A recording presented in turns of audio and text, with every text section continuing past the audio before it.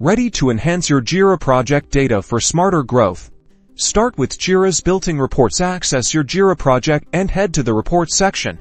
You'll discover valuable pre-configured reports, such as sprint burndown charts and velocity metrics. These are excellent for initial project analysis. To go even deeper, consider Jira's robust API for data extraction. This unlocks access to raw data like issue keys, statuses, assignees, and custom fields.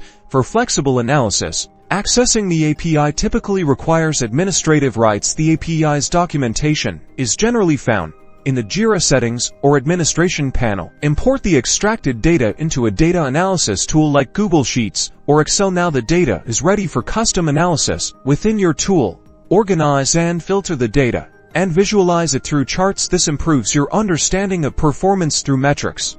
These visualizations help you spot trends, find bottlenecks, and gain insights. By analyzing this data, you can make informed choices.